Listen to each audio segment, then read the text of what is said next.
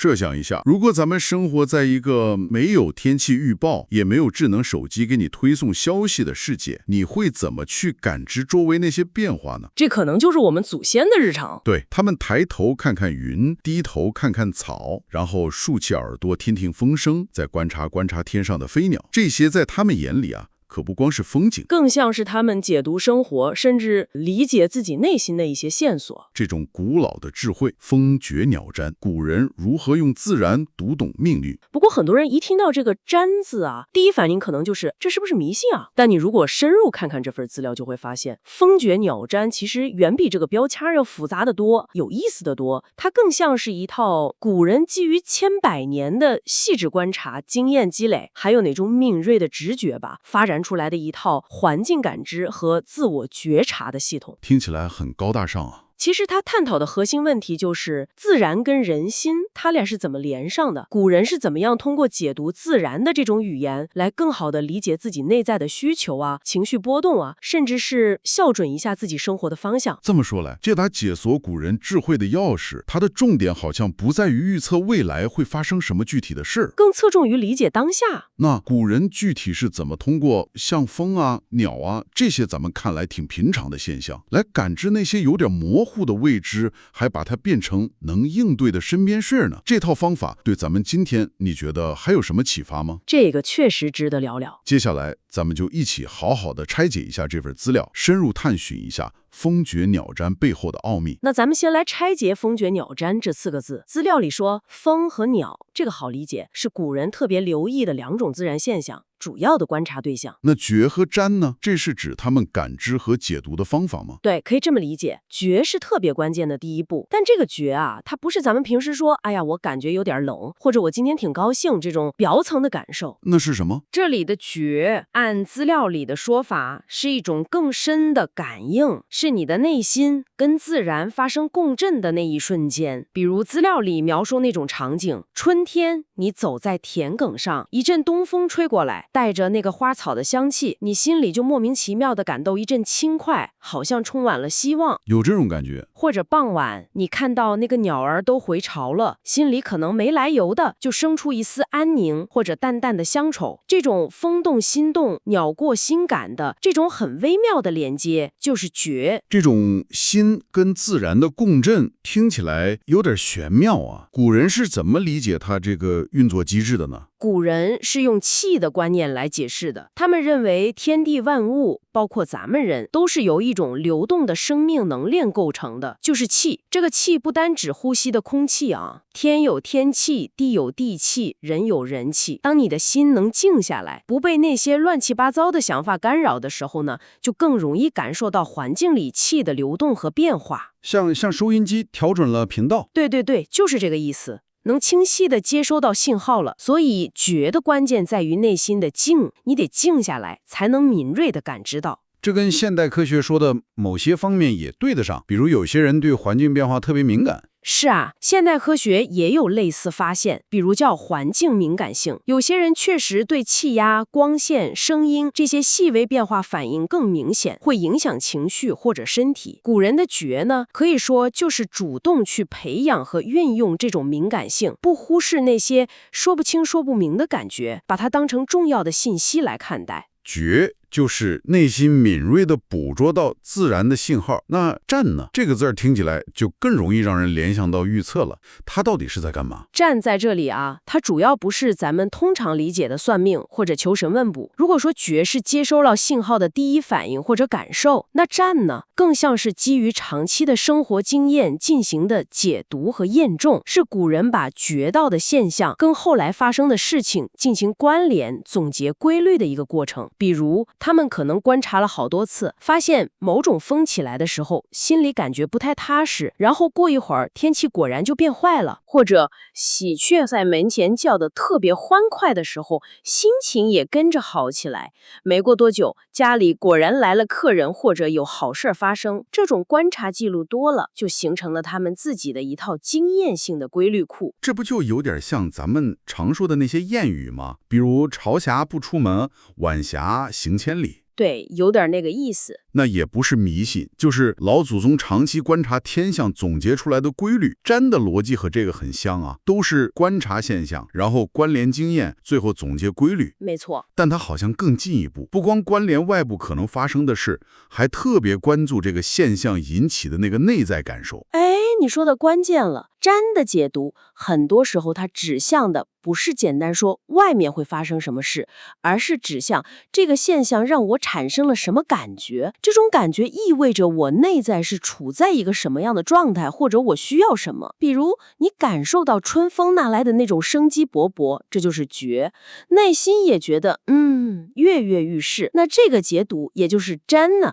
可能就印证了你内心正好有新的计划或者渴望，是时候该行动了。所以啊，风觉鸟占与其说是预测术，不如把它看成一面镜子。古人用它来映照和校准自己内心的镜子。这个比喻特别好，一下子就让我对这个占字的理解完全不一样了。那古人具体是怎么用风和鸟这两面特殊的镜子来看自己的呢？咱们先看看风。在古人眼里啊，风是天地之间最活泼的信使。他们观察风，不光是为了判断天气，更是为了感受它带来的那种气息，以及跟自己内心的呼应。比如东风，东风通常跟春天万物生发联系在一起。当古人感受到东风那种暖意、那种活力的时候，这就是觉。他们可能会把它解读为这就是占，行动啊，开始新事情啊的好时机，因为它跟你心里那种蠢蠢欲动的想要生长的感觉是呼应的。那其他的风呢？比如感觉很不一样的北风。对，是个好问题。比如凛冽的北风，通常伴随着冬天和收藏。当你感受到北风那种寒冷、那种有点肃杀的气息时，觉，内心可能会生出一种需要退守、保护、安静下来的感觉。占，提醒你要猫冬了，是吧？它提醒人们可能要减少外出了，加固一下房子，储备点能量，跟自然界那种藏的状态同步。这不一定代表说马上就要发生什么灾祸了，但它提示你一种收敛的状态，在当下是比较适宜的。你看，重点还是风带来的感受和你内心状态的匹配和提示。其他的风向，比如象征夏天热情的南风，象征秋天收敛的西风，古人也都是这样去感受和解读的，从里面找到跟自己内在节奏和需求的连接点。风不仅仅是个物理现象，更像是一个情绪和能量状态的提示器。那鸟呢？鸟儿飞来飞去的叫声也各种各样，古人又是怎么从它们身上读出信息的？鸟类呢，因为它会飞，声音又比较清脆，所以被看作是天地间更灵动的信使，好像能带来更具体或者更个人化一点的信息。但它的核心逻辑其实还是那面镜子，就是观察鸟的行为，然后留意它在你心里激起了什么样的涟漪。还是看内心的反应。对，比如说你看到一只老鹰或者隼在高高的天上独自盘旋，你可能会感到一种力量感、自由感或者一种目标感。这也许正好就映照或者激发了你内心某种抱负。那要是看到成双成对的鸟呢？或者听到那些叫声好听不好听的鸟呢？比如看到一对鸟儿，像燕子啊、喜鹊啊，在那亲密地待着觉，你内心可能就会感到温暖、和谐，或者对某种关系的渴望。听到喜鹊那种叽叽喳喳、很清脆的叫声，你主观上觉得挺悦耳的、挺喜庆的，那这个仗可能就强化了你当时比较积极乐观的心态，或者让你联想到，是不是有好事要来了？那乌鸦呢？乌鸦叫好像总感觉不太吉利。是。反过来，要是听到乌鸦那种比较嘶哑的叫声，主观上觉得不太舒服，心里咯噔一下，这可能就映照了你潜意识里的一些担忧，或者提醒你，是不是要注意点潜在的风险。关键还是在于这个鸟的行为或者声音，它触发了你内心的一种什么样的感受，这个感受才是解读的核心。所以我总结一下看看对不对？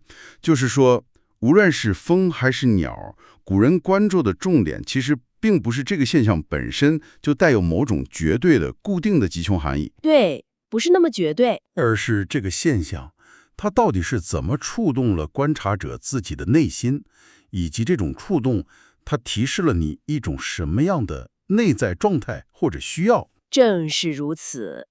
这套体系的核心其实就是外向和内觉的互动。古人有句话叫天地无心，而万物为心之显。哦，这话怎么解？意思大概就是自然现象本身其实是中性的，是我们内心的状态赋予了它们意义，或者说是我们的内心选择了和某些现象产生共鸣。你看，同样一阵风吹过，同样一种鸟叫，心境不一样的人，他的感受可能完全不同。确实是这样。那要做到这么敏锐的感知外向和内觉，好像需要一种特别的能力。是的，这种能力的关键就在于一个字：静。安静的静，对，你想想古人的生活环境相对来说比较简单，也比较安静，节奏也慢得多，这让他们有时间和心境能够沉淀下来，去细致地观察自然，也就能更清晰地听到自己内心的声音。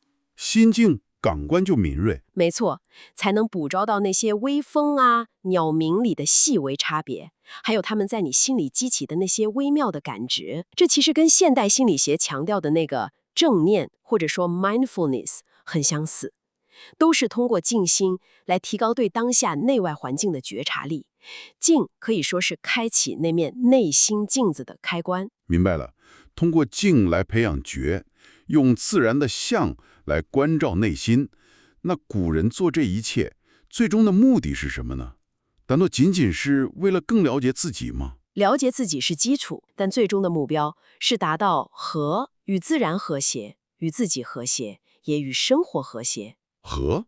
对，当你通过观察自然，觉察到自己内心的节奏，比如说你感觉身体需要休息了，或者内心有股劲想做点什么，然后你能顺应这种节奏去调整自己的生活，比如真的去休息，或者开始行动，那你就达到了某种和的状态。顺应自己内在的节奏。是啊，比如感受到秋风有点舒沙，觉，认识到这是个收敛的季节，内心也感觉需要沉静下来，战。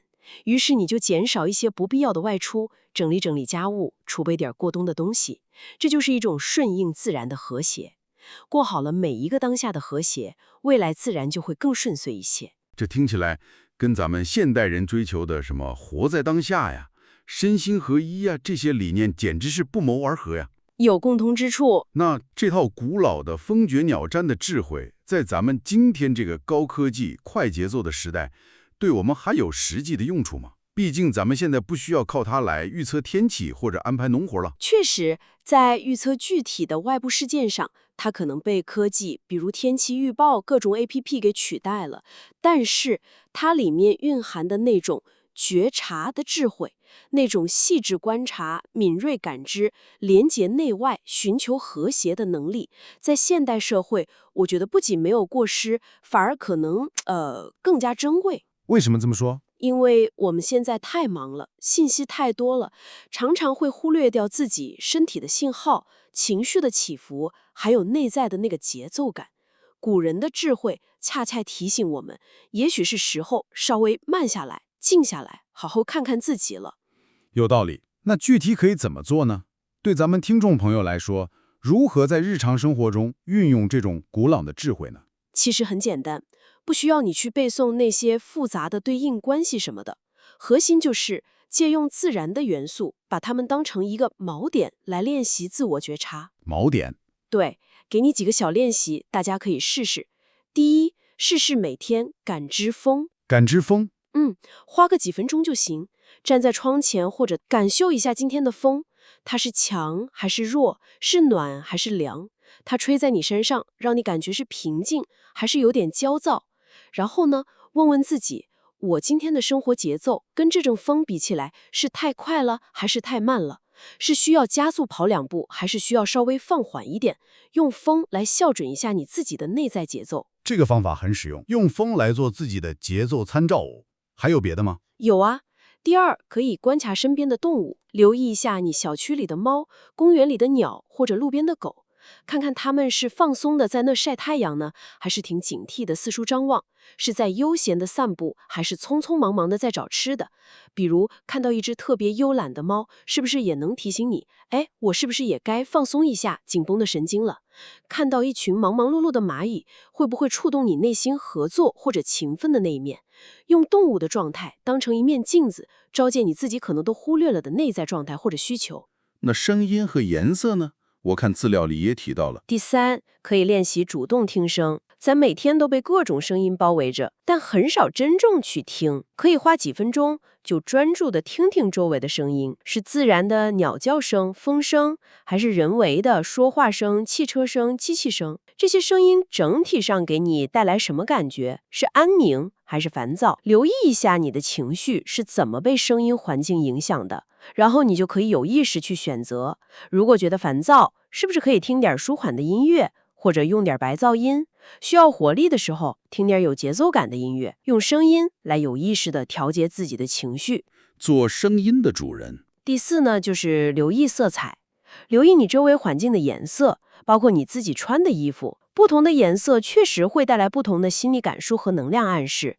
这个现代色彩心理学也有研究，感觉有点累、没精神的时候，可以试试接触一些暖色调，比如橙色、黄色，或者看看绿色的植物，看看能不能提振一下精神。感觉有点焦虑不安的时候，多看看平静的蓝色或者中性的灰色，看看能不能帮内心稍微降降温。主动运用色彩，做自己的能量调节师。这些练习听起来都不难，而且很具体，随时随地都能做。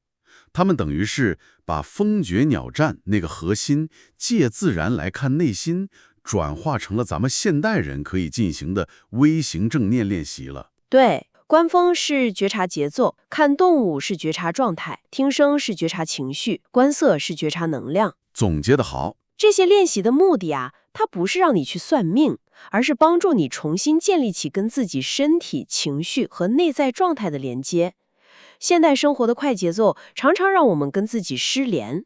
这些方法呢，就是借助最简单、最自然的信号，帮我们找回自己，了解自己当下的需求，然后做出一些微小的调整。最终的目标就是实现古人追求的那种和，首先是与自己和解，与自己和谐。这或许就是风绝鸟战跨越了这么长的时空，依然能闪耀智慧之光的地方吧。说得真好。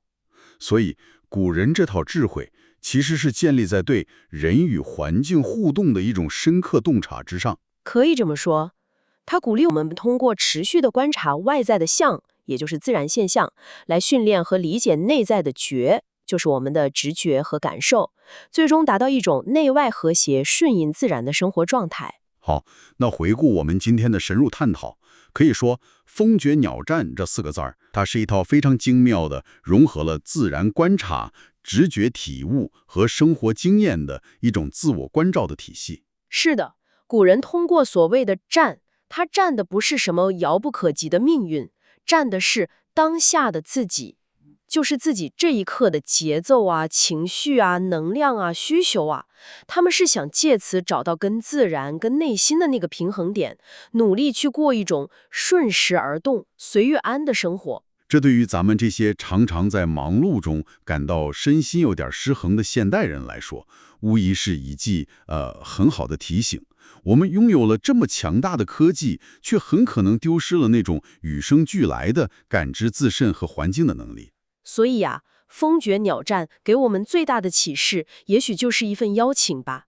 邀请你，邀请大家都慢下来一点，静下来一点，重新学习怎么去阅读自己，也阅读周围这个世界。累了的时候，不妨学学秋天的草木那样去收敛，允许自己好好休息。心里烦躁的时候呢，学学微风拂过树叶那样去放松，放下那些不必要的执念。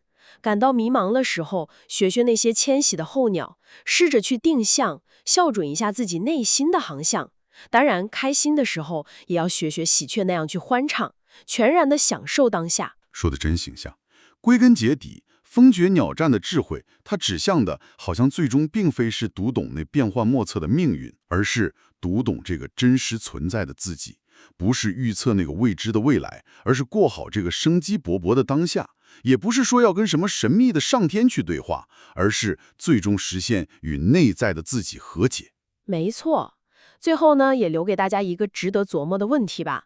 如果说最好的脑导航，它不是一张预先画好的地图，而是你对当下每一步的路况和你自身状态的那种精准感知，那生活会是怎样呢？或许最好的命运，它真的不是预测出来或者祈求来的，而是源于我们对每一个当下，这风声、这鸟鸣、这内心的感受，那种深度的觉察和和谐的回应。